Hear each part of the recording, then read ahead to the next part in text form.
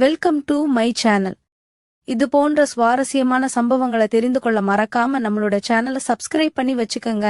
என்னுடைய மாமனார் எப்போதும் மாமியாரை படம் பார்ப்பதாக சொல்லி தன் அறைக்குள் அழைத்து சென்று கதவை பூட்டுவார். உள்ளே இருந்து வினோதமான சத்தம் கேட்கும். ஒரு நாள் அவர்கள் அறைக்குள் ஒளிந்து பார்த்தபோது 60 வயதான அவர்கள் அந்த வீடியோவை பார்த்து செய்து கொண்டார்கள். அவர்கள் செய்த செயலில் என்னுடைய உடம்பே நடுங்கி போனது. என்னுடைய பெயர் லியா.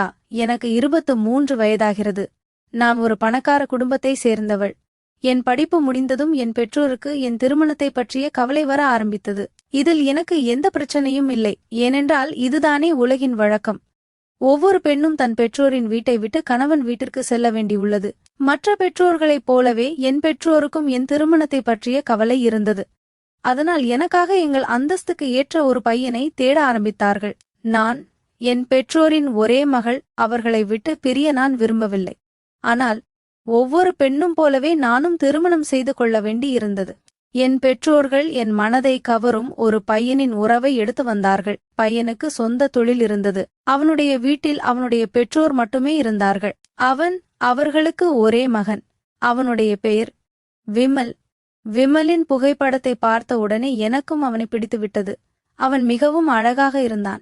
என் திருமணம் இப்போது விமலுடன் நடந்தது. நான் திருமணம் செய்து அவனுடைய வீட்டிற்கு சென்றேன். என் திருமணத்திற்கு பின் ஆரம்ப நாட்கள் மிகவும் மகிழ்ச்சியாக கழிந்தன. அதற்கு பின்பும் மகிழ்ச்சியாகவே கடக்கும் என நம்பிக்கையில் இருந்தேன். ஆனால் என் மாமனார் மற்றும் மாமியாரின் ரகசியம் தெரிந்தபோது என் உடல் முழுவதும் வியர்த்து போனது. ஒரு நாள் விமல் தன் வேலை காரணமாக சில நாட்களுக்கு வெளியூர் செல்ல வேண்டி இருந்தது. இதனால் நான் கொஞ்சம் வருத்தமடைந்தேன். ஆனால் விமல் சென்று விட்டான். நாட்கள் மெதுவாக நகர ஆரம்பித்தன.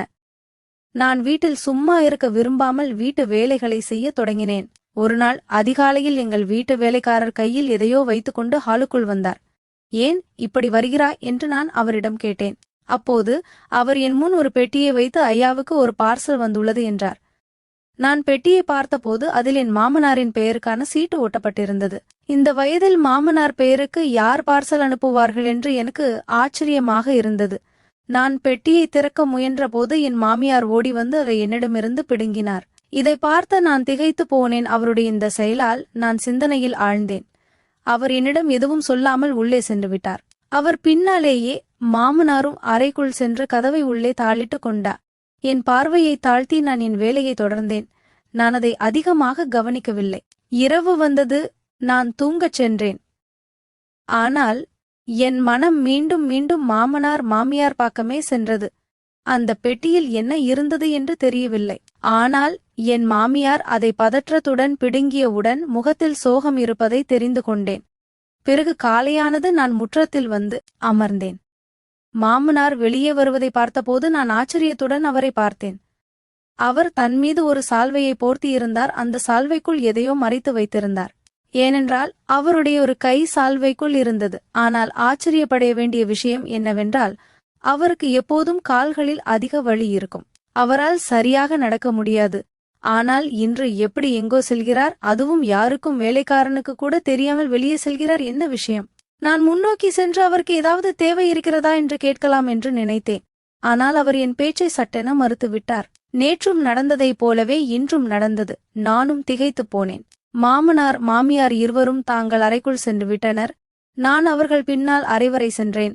ஆனால் மாமியார் என் முகத்துக்கு நேராக கதவை சாத்திவிட்டார். நான் அதிர்ச்சியுடன் இதையெல்லாம் பார்த்து கொண்டிருந்தேன். உள்ளே என்ன பேசுகிறார்கள் என்று செவிமடித்து கேட்க விரும்பினேன். ஆனால் உள்ளே வினோதமான சத்தம் மட்டுமே கேட்டது. உள்ளே மாமியாரும் மாமனாரும் 2 பேர் மட்டுமே இருந்தார்கள். அப்படியானால் ஏன் இவ்வளவு சத்தம் வருகிறது என்று எனக்கு ஆச்சரியமாக இருந்தது. அதன் பிறகு நான் என் அறைக்கு சென்று விட்டேன். இப்படியே நாட்கள் கடந்து சென்றன. என் மாமனார் தினமும் காலையில் எங்கிருந்தோ வீட்டிற்கு வருவார். அவர் கையில் ஏதோ ஒரு பொருள் இருப்பதைப் போல தோன்றும். அப்போதும் எனக்கு சந்தேகமாகவே இருந்தது. ஆனால் அதை அவர் ஏன் எனக்கு காட்ட விரும்பவில்லை, அது என்னவென்று நான் தெரிந்து கொள்ள விரும்பினேன். ஒரு நாள் காலையில் அவர் மீண்டும் வந்தபோது நான் திகைத்து போனேன். ஏனென்றால் இந்த முறை அவர் கையில் என்ன இருக்கிறது என்று எனக்கு தெரிந்துவிட்டது. நான் நினைப்பது அதுவாக இருக்காது என்று என்னால் உறுதியாக சொல்ல முடியாது. ஆனால் எனக்கு சந்தேகம் இருந்தது. அவர் கையில் ஒரு திரைப்பட CD இருந்தது. அப்படியானால் மாமனார் மாமியார் படம் பார்க்கிறார்களா? அதுவும் எந்த மாதிரியான படம் பார்க்கிறார்கள்? அதற்காக அவர்கள் ஏன் அறையை பூட்டுகிறார்கள் என்று நான் ஆச்சரியப்பட்டேன். மாமனாரும் மாமியாரும் அப்படி என்ன பார்க்கிறார்கள் என்று கண்டிப்பாக கண்டுபிடித்தே தீர வேண்டும் என்ற சிந்தனையில் நான் மூழ்கியிருந்தேன். அப்போது என் மாமனார் வெளியே இருந்து வந்து கொண்டிருந்தார். அவர் கையில் அந்த சீடி இருந்தது. அவர் வேகமாக அறையை நோக்கி சென்றார். மாமனார் உள்ளே இருந்து கதவை பூட்ட போகும் தருணத்தில் நான் திடீரென்று அவர் பின்னால் அறைக்குள் சென்று விட்டேன். கதவை மூடிவிட்டு உள்ளே என்ன செய்கிறார்கள் என்று நான் அவரிடம் கேட்டேன். இதனால் அவருடைய முகம் வெளிமாறி போனது. ஆனால் என் மாமனார் அவர்கள் திரைப்படம் பார்க்கிறார்கள் என்று பதிலளித்தார். அவருடைய பதிலை பார்த்து நான் ஆச்சரியத்துடன் அவரை பார்த்தேன். அவர்கள் படம் பார்த்தால் ஏன் அதை எல்லோருக்கும் முன்னால் பார்க்கவில்லை? ஏன் கதவை பூட்டிவிட்டு பார்க்கிறார்கள்? இதற்கு என்ன தேவை? எங்கோ ஒரு நிமிடம் மேலும் அவர் பேச்சில் மீதும் எனக்கு சந்தேகம் வர ஆரம்பித்தது. ஆனால் நான் அமைதியாக அங்கிருந்து சென்றேன். அவர் கதவை பூட்டிக் கொண்டார். நான் கதவருகே வந்து அவர்கள் உண்மையிலேயே படம் பார்க்கிறார்களா அல்லது வெறும் பொய்யா என்று காதுகளை வைத்து கேட்டேன். ஆனால் உள்ளே எனக்கு மீண்டும் அதேபோல் சத்தம் கேட்க ஆரம்பித்தது. சில நேரங்களில் முனகல் சத்தமும் கேட்க ஆரம்பித்தது. அதனால் அவர்கள் உண்மையிலேயே படம் பார்க்கிறார்கள் என்று எனக்கு நம்பிக்கை வந்தது. இப்போது இது தினமும் நடக்கத் தொடங்கியது. தினமும் என் மாமனார் சீடி வாங்கி வருவார். என் மாமியாரும் மாமனாரும் தங்கள் அறைக்கு செல்வார்கள், கதவை பூட்டிக் கொள்வார்கள். பின்பு படம் பார்க்க தொடங்குவார்கள். அதே சமயம் நான் வெளியே கவலைப்பட்டு தனிமையில் அமர்ந்தேன். திருமணத்திற்கு முன் வீட்டின் பெரியவர்கள் வீட்டின் பொலிவை அதிகப்படுத்துவார்கள் என்று நான் கேள்விப்பட்டேன். ஆனால் இங்கே நிலைமை வேறு. மாமனாரும் மாமியாரும் நாள் முழுவதும் அறையிலேயே இருப்பார்கள். நான் இந்த பெரிய வீட்டில் தனிமையில் அலைந்து கொண்டிருந்தேன். அவர்கள் என் அருகில் உட்கார்ந்திருந்து அன்பாக 2 வார்த்தைகள் கூட பேசக்கூட இல்லை. ஒரு நாள் என் மனதில் ஒரு யோசனை வந்தது. என் அமைதியின்மையை போக்க இது மட்டுமே என்னிடமிருந்த ஒரே வழி என்று நான் நினைத்தேன். அதை செயல்படுத்த முடிவு செய்தேன். அடுத்த நாள் என் மாமனார் சீடி கொண்டுட்டு வரவில்லை. அவர் வீட்டிலிருந்து வெளியே போகவில்லை என்பதைக் கண்டு நான் திகைத்தேன். எந்த பெட்டியும் வரவில்லை. நான் சீடி வர காத்திருந்தேன். 5 நாட்கள் கடந்துவிட்டன. ஆனால் என் மாமனார் வீட்டை விட்டு எங்கும் செல்லவில்லை. நான் பேச்சு வார்த்தையின் போது அவரிடம் கேட்டதும் அவர் உனக்கு தெரியவில்லையா என் கால்களில் எவ்வளவு வரி இருக்கிறது என்று? அதனால் என்னால் வெளியே செல்ல முடியவில்லை என்றார். இந்த விஷயத்தை நான் நம்புவதற்கு பதிலாக ஆச்சரியப்பட்டேன். ஏனென்றால் அவருடைய கால்வலி எனக்கு தெரியும். ஆனால் அது ஆரம்பத்திலிருந்தே இருந்தது. ஆனாலும் அவர் முன்பெல்லாம் சீடி கொண்டு வருவாரே, நான் அதையே அவரிடம் சொன்னேன். உங்களுக்கு எப்போதும் கால்வலி இருக்கும். நீங்கள் தினமும் சீடி கொண்டு வருவீர்களே, பிறகு ஏன் 5 நாட்களாக கொண்டு வரவில்லை என்றேன். இதை கேட்டதும் அவர் பதறி போனார். அவர் என் மீது கோபம் அடைந்து அவருடைய எந்த விஷயத்திலையும் நான் தலையிடக்கூடாது, இல்லையெனில் எனக்கு நல்லதில்லை என்று சொன்னார். நானும் பிரமித்தி போய் அழுது கொண்டே அங்கிருந்து சென்றேன். அவர் என்னிடம் அப்படி பேசிய விதம் எனக்கு அவர் மீது இப்போது பயம் வர ஆரம்பித்தது. இப்போது என் சந்தேகம் உறுதியாக வந்தது. நிச்சயமாக வேறு ஏதோ ஒரு விஷயம் இருக்கிறது. அடுத்த நாள் அவர் சீடி கொண்டு வந்தார். மீண்டும் மாமியாருடன் அந்த படத்தை பார்க்க தாங்கள் அறைக்கு சென்றார். நான் உடனே அவர்கள் பின்னால் சென்றேன். எனக்கு பயமாக இருந்தாலும் நான் தைரியத்தை கூட்டி வந்தேன். நான் மாமியார் மாமனாரிடம் சென்று நானும் இந்த படத்தை பார்க்க வேண்டும் என்று சொன்னேன். 2-3 நாட்களாக நான் இந்த படத்தை பார்த்தே தீர வேண்டுமென்று நினைத்திருந்தேன். அதனால் என் மனதில் உள்ள சந்தேகம் தீர்ந்துவிடும். ஆனால் என் மாமனார் பேசியதை கேட்டு நான் திகைத்து போனேன். அவர் இந்த படத்தை நீ பார்க்கக்கூடாது என்று மறுத்துவிட்டார். நானும் ஆச்சரியத்துடன் ஏன் என்னால் இந்த படத்தை பார்க்க முடியாது என்று அவரிடம் கேட்டேன். அதற்கு அவர் இது எங்கள் காலத்து திரைப்படம், அதனால் உன்னால் இதை பார்க்க முடியாது என்று சொன்னார். இதை சொல்லிவிட்டு அவர் உள்ளே இருந்து கதவை பூட்டிக் கொண்டார். நான் வெளியே சென்று சிந்தனையில் ஆழ்ந்தேன். இது என்ன பேச்சு? அவர்கள் காலத்து திரைப்படம் என்றாலும் நான் பார்க்க விரும்பினால் ஏன் என்னை தடுக்கிறார்கள்? நான் வெளியிலிருந்து அமர்ந்தேன். கொஞ்சம் நேரத்திற்கு பிறகு மாமியாரும் மாமனாரும் அசந்து போய் வெளியே வந்தார்கள். நான் அவர்களிடம் எதுவும் சொல்லவில்லை. ஏனென்றால் அவர்களுக்கு என் மீது சந்தேகம் வரக்கூடாது என்று இன்று மாமனாரின் முகத்தில் சற்று கவலையும் தெரிந்தது. நான் சிந்தனையில் ஆழ்ந்தேன். நாட்கள் கடந்தது. ஆனால் என் கேள்விகளுக்கு எனக்கு பதில் கிடைக்கவில்லை. இரவும் வந்தது. நான் என் அறைக்கு தூங்கச் சென்றேன். என் மாமியார் மாமனாரும் தாங்கள் அறைக்கு சென்றனர். நள்ளிரவில் எனக்கு விழிப்பு வந்தது. என் அறையில் எனக்கு சுவாசம் அடைப்பது போல இருந்தது. அதனால் நான் வெளியே வந்தேன். நான் எங்கள் முற்றத்திற்கு வந்தபோது திகைத்து போனேன். ஏனென்றால் நான் 2 ஆண்களை கதவுக்கு வெளியே பார்த்தேன். அவர்களை பார்த்து அவர்கள் யார் என்று எனக்கு ஆச்சரியமாக இருந்தது. உள்ளே செல்ல மனம் விரும்பியது. ஆனால் எனக்கு தைரியம் வரவில்லை. அவர்கள் யார் என்று நான் கேட்டேன். இருவரின் முகத்திலும் சால்வை போர்த்தப்பட்டிருந்தது. அதனால் என்னால் அவர்களை பார்க்க முடியவில்லை. ஆனால் திடீரென்று என் கண்களுக்கு முன்னால் இருண்டு போனது. பயந்த இதயத்துடன் நான் அங்கேயே தரையில் விழுந்தேன். அந்த 2 பேர் யார்? அவர்கள் எங்கள் வீட்டில் என்ன செய்து கொண்டிருக்கிறார்கள் என்று எனக்கு தெரியவில்லை. காலையில் நான் கண்விழித்தபோது நான் என் அறையில் இருந்தேன். என் தலையில் மிகவும் கடுமையான வலி இருந்தது. நான் எப்படி அறைக்கு வந்தேன் என்று யோசித்தேன். எனக்கு எதுவும் நினைவில் இல்லை. திடீரென்று எனக்கு இரவில் நடந்த விஷயம் நினைவுக்கு வந்தது. நான் வெளியே ஓடினேன். அங்கே என் மாமியாரும் மாமனாரும் அமர்ந்திருந்தார்கள். அவர்கள் என்னை பார்த்து தாங்கள் அருகில் உட்காரச் சொன்னார்கள். நான் நடந்த முழு விஷயத்தையும் அவர்களிடம் சொன்னேன். இரவின் இருளில் வீட்டில் 2 பேரை பார்த்தது எப்படி என்று நான் மிகவும் கவலையாக இருந்தேன். ஆனால் அவர்கள் பேசியதைக் கேட்டு நான் கொஞ்சம் கவலையடைந்தேன். என் மாமியார் இனிமேல் அப்படி ஏதேனும் இருந்தால் என்னை கூப்பிட வேண்டும் என்று சொன்னார். ஆனால் என் மனதில் அப்படி எதுவும் தோணவில்லை. அப்போது என் மாமியாரின் கதவு பூட்டப்பட்டிருந்ததால் என் கவனம் அங்கே செல்லவில்லை. ஆனால் மாமனாரின் பேச்சைக் கேட்டு நான் மேலும் ஆச்சரியப்பட்டேன். அவர், அது உன் பிரம்மை மட்டுமே என்று சொன்னார். நான் கவலையுடன் அவரை பார்த்தேன். நான் அது என் பிரம்மை இல்லை என்று புரிய வைக்க நிறைய முயற்சி செய்தேன். ஆனால் அவர்கள் செய்த செயலால் நான் திகைத்து போனேன். அவர் தோட்டக்காரனை கூப்பிட்டு, நேற்றிரவு இங்கு யாராவது 2 ஆண்கள் வந்தார்களா என்று கேட்டார்.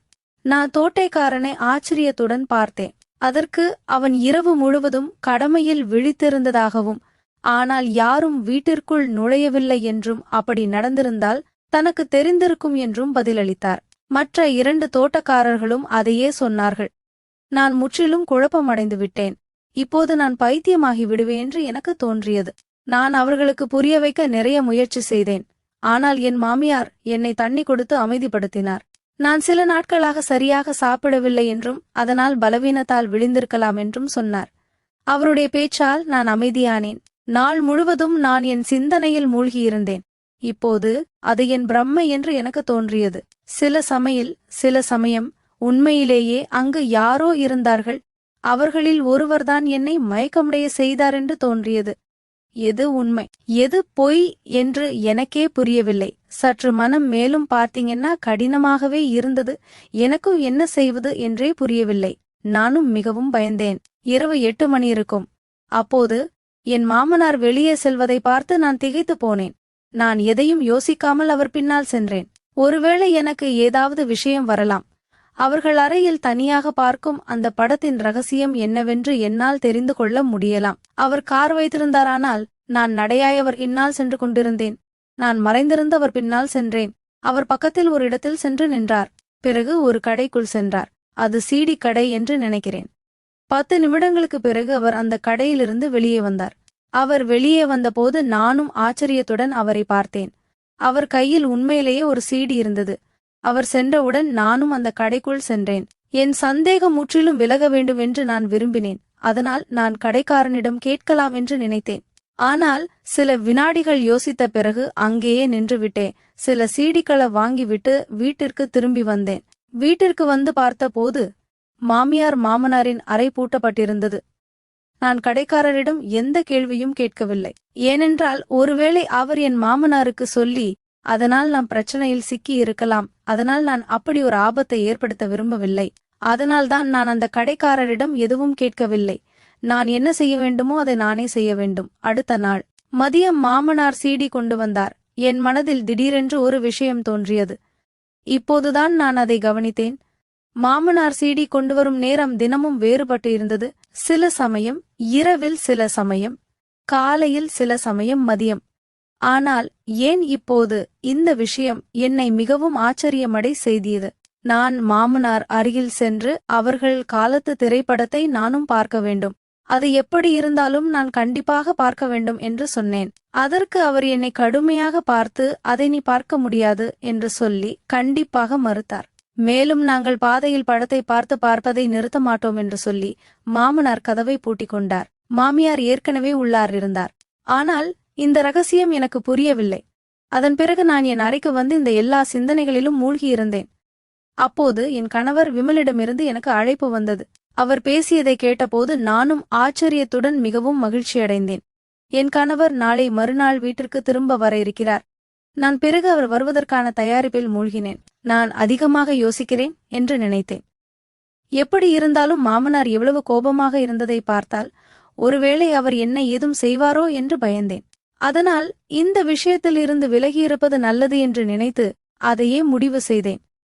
அது இரவு நேரம் நான் வெளியே அமர்ந்திருந்தேன். அப்போது மாமனார் திடீரென்று வெளியே வந்தார். நான் அப்போது ஒரு மரத்தின் பின்னால் மறைந்தேன். அவர் என்னை பார்க்கவில்லை. அவர் தொலைபேசியில் யாரிடமோ பேசிக் கொண்டிருந்தார். அதே சமயம் இங்கே அங்கே பார்த்து கொண்டிருந்தார். நான் ஆச்சரியத்துடன் அவரை பார்த்தேன். அந்த மரத்திலிருந்து வெளியே வந்த நான் அவர் பேசும் விஷயங்களை தெளிவாக கேட்கும்படி அருகில் உள்ள ஒரு மரத்தின் பின்னால் மறைந்தேன். பிறகு மாமனார் பேச ஆரம்பித்ததை நான் கேட்டபோது என் மீது வானமே இடிந்து விடுவது போல இருந்தது. நான் ஆச்சரியத்துடன் அவர் பேசுவதை கேட்டுக்கொண்டிருந்தேன். அவர் மீது எனக்கு இருந்த சந்தேகம் இப்போது உறுதியாகிவிட்டது. அவர் உள்ளே சென்று விட்டார். நானும் உள்ளே சென்றேன். ஆனால் அவர் பேசிய விஷயங்களே என் மனதில் சுழன்று கொண்டிருந்தன. அது என்னை மிகவும் கவலைப்படுத்தியது. அடுத்த நாளும் அப்படித்தான் நடந்தது.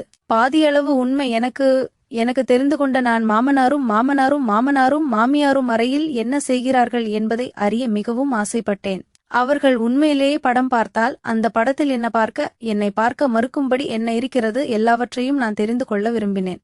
மாமனார் தானாகவே என்னிடம் எல்லாவற்றையும் சொல்ல மாட்டார், தெரியப்படுத்தவும் மாட்டார் என்றும் எனக்கு தெரிந்திருந்தது. அதனால் நான் எப்படியாவது எல்லாவற்றையும் நானே தெரிந்து கொள்ள வேண்டும். மாமனார் மாலையில் மீண்டும் சீடியை எடுத்து வந்தார். ஆனால் இந்த முறை நான் எந்த எதிர்ப்பும் தெரிவிக்கவில்லை. அவர் என்னை பார்த்தவுடனே அறைக்குள் சென்று விட்டார். நான் காலில் அமைதியாக அமர்ந்திருந்தேன். நான் நினைத்த விஷயம் அவர்களுக்கு என் மீது சந்தேகம் வரக்கூடாது என்று நான் விரும்பவில்லை. இந்த ரகசியத்தை பற்றி நான் கண்டிப்பாக தெரிந்து கொள்ள விரும்பினேன். அதனால் நான் அமைதியாக இருப்பது மிகவும் அவசியம். நான் என் அறைக்கு வந்து என் கணவர் வருவதற்கான ஏற்பாடுகளை செய்யத் தொடங்கினேன். நாளை என் கணவர் திரும்பி வரவிருந்தார். நான் வேலைக்காரரிடம் சொல்ல ஆரம்பித்தேன். என் முழு கவனத்தையும் வேலையில் செலுத்தினேன். இப்போது நான் காத்திருப்பது நாளைக்காகத்தான். இறுதியில் காத்திருப்பு முடிந்தது. நாளையும் வந்தது. நான் மாமனார் சீடி கொண்டு வருவதற்காக காத்திருக்க ஆரம்பித்தேன். நான் மாமியார் சோபாவில் அமர்ந்திருந்தார். நான் வேலைகளை பார்க்கும் சாக்கு சொல்லிக்கொண்டு உள்ளே செல்ல ஆரம்பித்தேன்.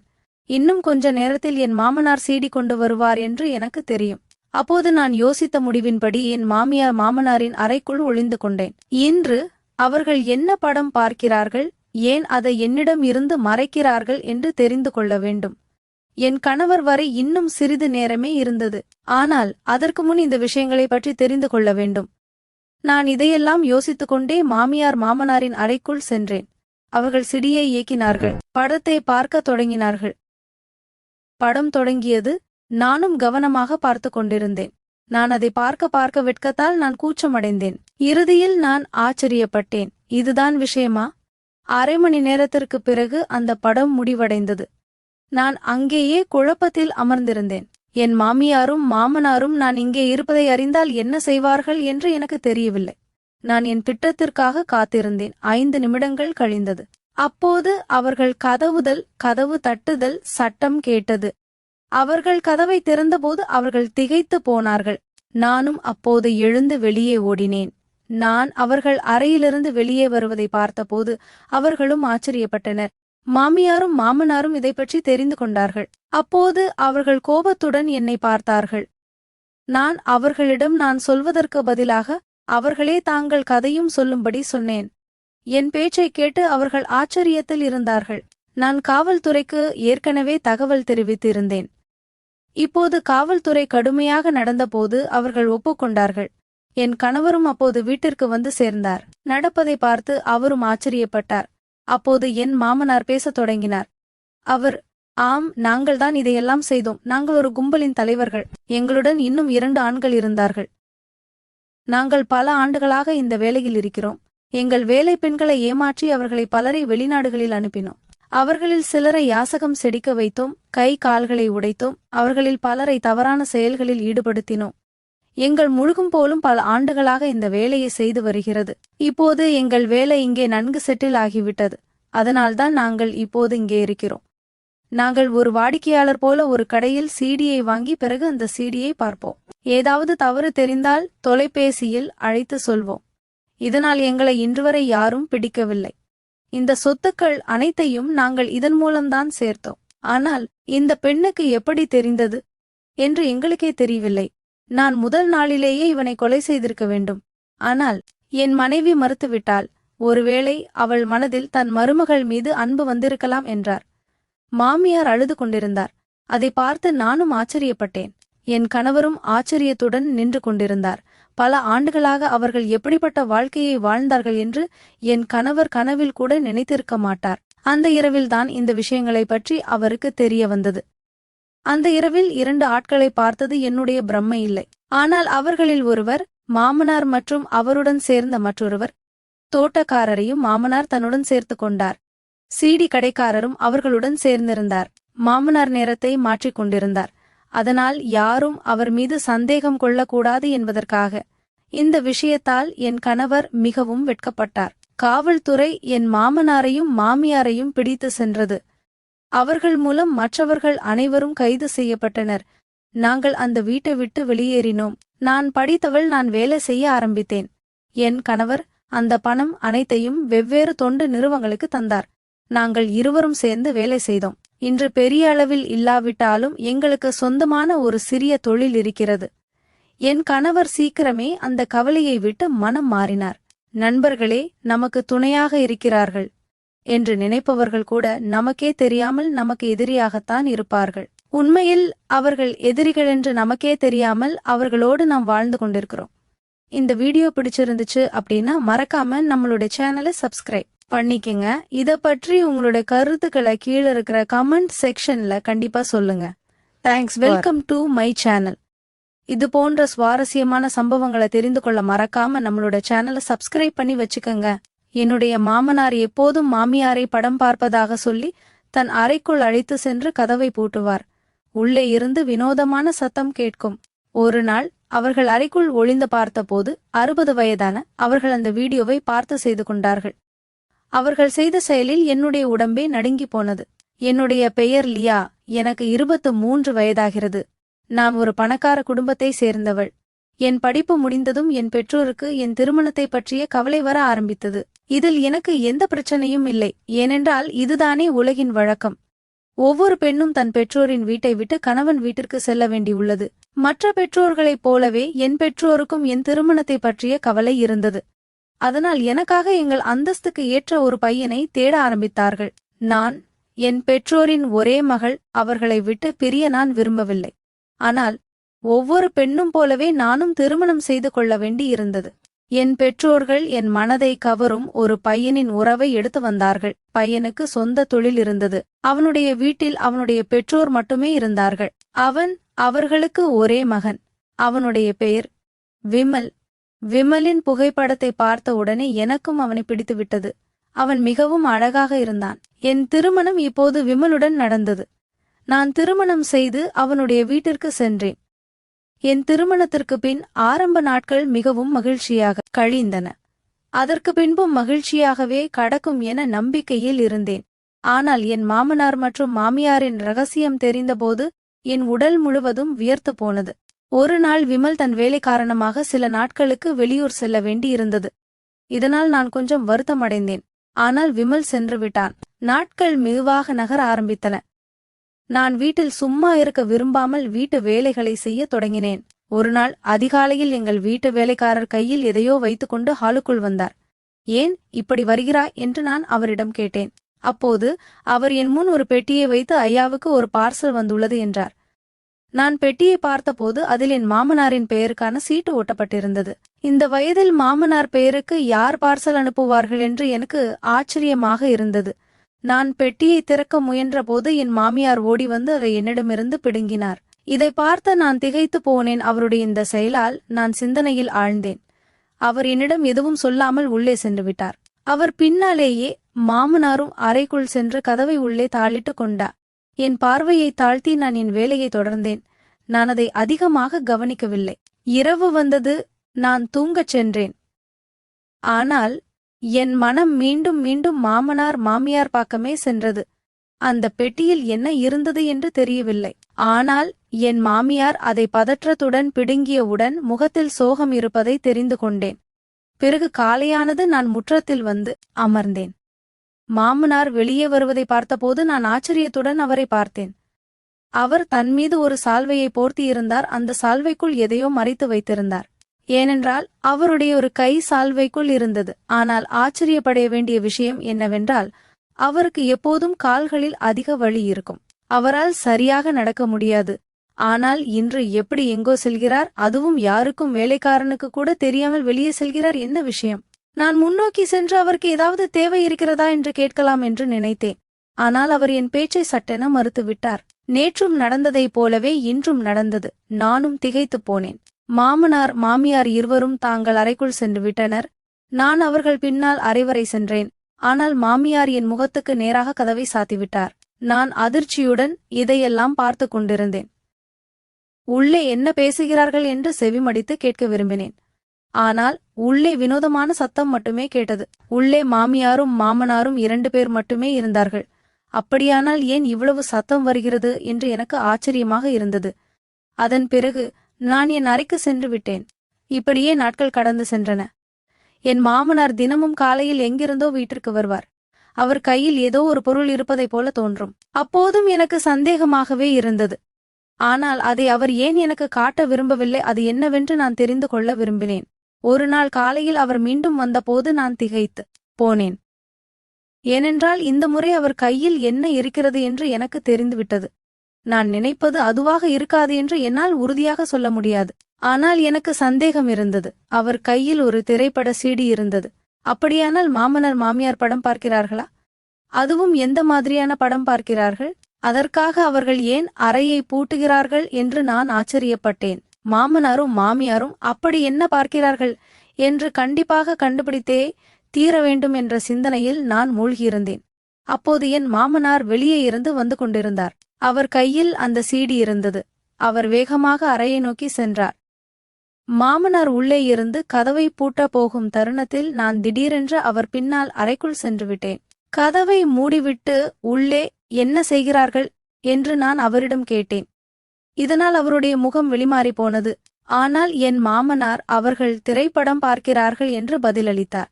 அவருடைய பதிலை பார்த்து நான் ஆச்சரியத்துடன் அவரை பார்த்தேன். அவர்கள் படம் பார்த்தால் ஏன் அதை எல்லோருக்கும் முன்னால் பார்க்கவில்லை? ஏன் கதவை பூட்டிவிட்டு பார்க்கிறார்கள்? இதற்கு என்ன தேவை? எங்கோ ஒரு நிமிடம் அவர் மேலும் அவர் பேச்சில் மீதும் எனக்கு சந்தேகம் வர ஆரம்பித்தது. ஆனால் நான் அமைதியாக அங்கிருந்து சென்றேன். அவர் கதவை பூட்டிக் கொண்டார். நான் கதவருகே வந்து அவர்கள் உண்மையிலேயே படம் பார்க்கிறார்களா அல்லது வெறும் பொய்யா என்று காதுகளை வைத்து கேட்டேன். ஆனால் உள்ளே எனக்கு மீண்டும் அதேபோல் சத்தம் கேட்க ஆரம்பித்தது. சில நேரங்களில் முனகல் சத்தமும் கேட்க ஆரம்பித்தது. அதனால் அவர்கள் உண்மையிலேயே படம் பார்க்கிறார்கள் என்று எனக்கு நம்பிக்கை வந்தது. இப்போது இது தினமும் நடக்கத் தொடங்கியது. தினமும் என் மாமனார் சீடி வாங்கி வருவார். என் மாமியாரும் மாமனாரும் தங்கள் அறைக்கு செல்வார்கள், கதவை பூட்டிக் கொள்வார்கள். பின்பு படம் பார்க்க தொடங்குவார்கள். அதே சமயம் நான் வெளியே கவலைப்பட்டு தனிமையில் அமர்ந்தேன். திருமணத்திற்கு முன் வீட்டின் பெரியவர்கள் வீட்டின் பொலிவை அதிகப்படுத்துவார்கள் என்று நான் கேள்விப்பட்டேன். ஆனால் இங்கே நிலைமை வேறு. மாமனாரும் மாமியாரும் நாள் முழுவதும் அறையிலேயே இருப்பார்கள். நான் இந்த பெரிய வீட்டில் தனிமையில் அலைந்து கொண்டிருந்தேன். அவர்கள் என் அருகில் உட்கார்ந்திருந்து அன்பாக 2 வார்த்தைகள் கூட பேசக்கூட இல்லை. ஒரு நாள் என் மனதில் ஒரு யோசனை வந்தது. என் அமைதியின்மையை போக்க இது மட்டுமே என்னிடமிருந்த ஒரே வழி என்று நான் நினைத்தேன். அதை செயல்படுத்த முடிவு செய்தேன். அடுத்த நாள் என் மாமனார் சீடி கொண்டுட்டு வரவில்லை. அவர் வீட்டிலிருந்து வெளியே போகவில்லை என்பதைக் கண்டு நான் திகைத்தேன். எந்த பெட்டியும் வரவில்லை. நான் சீடி வர காத்திருந்தேன். 5 நாட்கள் கடந்துவிட்டன. ஆனால் என் மாமனார் வீட்டை விட்டு எங்கும் செல்லவில்லை. நான் பேச்சு வார்த்தையின் போது அவரிடம் கேட்டதும் அவர், உனக்கு தெரியவில்லையா என் கால்களில் எவ்வளவு வரி இருக்கிறது என்று? அதனால் என்னால் வெளியே செல்ல முடியவில்லை என்றார். இந்த விஷயத்தை நான் நம்புவதற்கு பதிலாக ஆச்சரியப்பட்டேன். ஏனென்றால் அவருடைய கால் வலி எனக்கு தெரியும். ஆனால் அது ஆரம்பத்திலிருந்தே இருந்தது. ஆனாலும் அவர் முன்பெல்லாம் சீடி கொண்டு வருவாரே, நான் அதையே அவரிடம் சொன்னேன். உங்களுக்கு எப்போதும் கால் வலி இருக்கும். நீங்கள் தினமும் சீடி கொண்டு வருவீர்களே, பிறகு ஏன் 5 நாட்களாக கொண்டு வரவில்லை என்றேன். இதை கேட்டதும் அவர் பதறி போனார். அவர் என் மீது கோபம் அடைந்து அவருடைய எந்த விஷயத்திலையும் நான் தலையிடக்கூடாது, இல்லையெனில் எனக்கு நல்லதில்லை என்று சொன்னார். நானும் பிரமித்தி போய் அழுது கொண்டே அங்கிருந்து சென்றேன். அவர் என்னிடம் அப்படி பேசிய விதம் எனக்கு அவர் மீது இப்போது பயம் வர ஆரம்பித்தது. இப்போது என் சந்தேகம் உறுதியாக வந்தது. நிச்சயமாக வேறு ஏதோ ஒரு விஷயம் இருக்கிறது. அடுத்த நாள் அவர் சீடி கொண்டு வந்தார். மீண்டும் மாமியாருடன் அந்த படத்தை பார்க்க தாங்கள் அறைக்கு சென்றார். நான் உடனே அவர்கள் பின்னால் சென்றேன். எனக்கு பயமாக இருந்தாலும் நான் தைரியத்தை கூட்டி வந்தேன். நான் மாமனாரிடம் சென்று நானும் இந்த படத்தை பார்க்க வேண்டுமென்று சொன்னேன். 2-3 நாட்களாக நான் இந்த படத்தை பார்த்தே தீர வேண்டுமென்று நினைத்திருந்தேன். அதனால் என் மனதில் உள்ள சந்தேகம் தீர்ந்துவிடும். ஆனால் என் மாமனார் பேசியதை கேட்டு நான் திகைத்து போனேன். அவர் இந்த படத்தை நீ பார்க்கக்கூடாது என்று மறுத்துவிட்டார். நானும் ஆச்சரியத்துடன் ஏன் என்னால் இந்த படத்தை பார்க்க முடியாது என்று அவரிடம் கேட்டேன். அதற்கு அவர் இது எங்கள் காலத்து திரைப்படம், அதனால் உன்னால் இதை பார்க்க முடியாது என்று சொன்னார். இதை சொல்லிவிட்டு அவர் உள்ளே இருந்து கதவை பூட்டிக் கொண்டார். நான் வெளியே சென்று சிந்தனையில் ஆழ்ந்தேன். இது என்ன பேச்சு? அவர்கள் காலத்து திரைப்படம் என்றாலும் நான் பார்க்க விரும்பினால் ஏன் என்னை தடுக்கிறார்கள்? நான் வெளியிலிருந்து அமர்ந்தேன். கொஞ்சம் நேரத்திற்கு பிறகு மாமியாரும் மாமனாரும் அசந்து போய் வெளியே வந்தார்கள். நான் அவர்களிடம் எதுவும் சொல்லவில்லை. ஏனென்றால் அவர்களுக்கு என் மீது சந்தேகம் வரக்கூடாது என்று இன்று மாமனாரின் முகத்தில் சற்று கவலையும் தெரிந்தது. நான் சிந்தனையில் ஆழ்ந்தேன். நாட்கள் கடந்தது. ஆனால் என் கேள்விகளுக்கு எனக்கு பதில் கிடைக்கவில்லை. இரவும் வந்தது. நான் என் அறைக்கு தூங்கச் சென்றேன். என் மாமியார் மாமனாரும் தாங்கள் அறைக்கு சென்றனர். நள்ளிரவில் எனக்கு விழிப்பு வந்தது. என் அறையில் எனக்கு சுவாசம் அடைப்பது போல இருந்தது. அதனால் நான் வெளியே வந்தேன். நான் எங்கள் முற்றத்திற்கு வந்தபோது திகைத்து போனேன். ஏனென்றால் நான் 2 ஆண்களை கதவுக்கு வெளியே பார்த்தேன். அவர்களை பார்த்து அவர்கள் யார் என்று எனக்கு ஆச்சரியமாக இருந்தது. உள்ளே செல்ல மனம் விரும்பியது. ஆனால் எனக்கு தைரியம் வரவில்லை. அவர்கள் யார் என்று நான் கேட்டேன். இருவரின் முகத்திலும் சால்வை போர்த்தப்பட்டிருந்தது. அதனால் என்னால் அவர்களை பார்க்க முடியவில்லை. ஆனால் திடீரென்று என் கண்களுக்கு முன்னால் இருண்டு போனது. பயந்த இதயத்துடன் நான் அங்கேயே தரையில் விழுந்தேன். அந்த 2 பேர் யார்? அவர்கள் எங்கள் வீட்டில் என்ன செய்து கொண்டிருக்கிறார்கள் என்று எனக்கு தெரியவில்லை. காலையில் நான் கண்விழித்தபோது நான் என் அறையில் இருந்தேன். என் தலையில் மிகவும் கடுமையான வலி இருந்தது. நான் எப்படி அறைக்கு வந்தேன் என்று யோசித்தேன். எனக்கு எதுவும் நினைவில் இல்லை. திடீரென்று எனக்கு இரவில் நடந்த விஷயம் நினைவுக்கு வந்தது. நான் வெளியே ஓடினேன். அங்கே என் மாமியாரும் மாமனாரும் அமர்ந்திருந்தார்கள். அவர்கள் என்னை பார்த்து தாங்கள் அருகில் உட்காரச் சொன்னார்கள். நான் நடந்த முழு விஷயத்தையும் அவர்களிடம் சொன்னேன். இரவின் இருளில் வீட்டில் 2 பேரை பார்த்தது எப்படி என்று நான் மிகவும் கவலையாக இருந்தேன். ஆனால் அவர்கள் பேசியதை கேட்டு நான் கொஞ்சம் கவலையடைந்தேன். என் மாமியார் இனிமேல் அப்படி ஏதேனும் இருந்தால் என்னை கூப்பிட வேண்டும் என்று சொன்னார். ஆனால் என் மனதில் அப்படி எதுவும் தோணவில்லை. அப்போது என் மாமியாரின் அதை கதவு பூட்டப்பட்டிருந்ததால் என் கவனம் அங்கே செல்லவில்லை. ஆனால் மாமனாரின் பேச்சை கேட்டு நான் மேலும் ஆச்சரியப்பட்டேன். அவர் அது உன் பிரம்மை மட்டுமே என்று சொன்னார். நான் கவலையுடன் அவரை பார்த்தேன். நான் அது என் பிரம்மை இல்லை என்று புரிய வைக்க நிறைய முயற்சி செய்தேன். ஆனால் அவர்கள் செய்த செயலால் நான் திகைத்து போனேன். அவர் தோட்டக்காரனை கூப்பிட்டு, நேற்றிரவு இங்கு யாராவது 2 ஆண்கள் வந்தார்களா என்று கேட்டார். நான் தோட்டக்காரனை ஆச்சரியத்துடன் பார்த்தேன். அதற்கு அவன் இரவு முழுவதும் கடமையில் விழித்திருந்ததாகவும் ஆனால் யாரும் வீட்டிற்குள் நுழையவில்லை என்றும் அப்படி நடந்திருந்தால் தனக்கு தெரிந்திருக்கும் என்றும் பதிலளித்தார். மற்ற 2 தோட்டக்காரர்களும் அதையே சொன்னார்கள். நான் முற்றிலும் குழப்பமடைந்து விட்டேன். இப்போது நான் பைத்தியமாகி விடுவேன் என்று எனக்கு தோன்றியது. நான் அவர்களுக்கு புரிய வைக்க நிறைய முயற்சி செய்தேன். ஆனால் என் மாமியார் என்னை தண்ணி கொடுத்து அமைதிப்படுத்தினார். நான் சில நாட்களாக சரியாக சாப்பிடவில்லை என்றும் அதனால் பலவீனத்தால் விழுந்திருக்கலாம் என்றும் சொன்னார். அவருடைய பேச்சால் நான் அமைதியானேன். நாள் முழுவதும் நான் என் சிந்தனையில் மூழ்கியிருந்தேன். இப்போது அது என் பிரம்மை என்று எனக்கு தோன்றியது. சில சமயம் உண்மையிலேயே அங்கு யாரோ இருந்தார்கள். அவர்களில் ஒருவர்தான் என்னை மயக்கமடைய செய்தார் என்று தோன்றியது. எது உண்மை எது பொய் என்று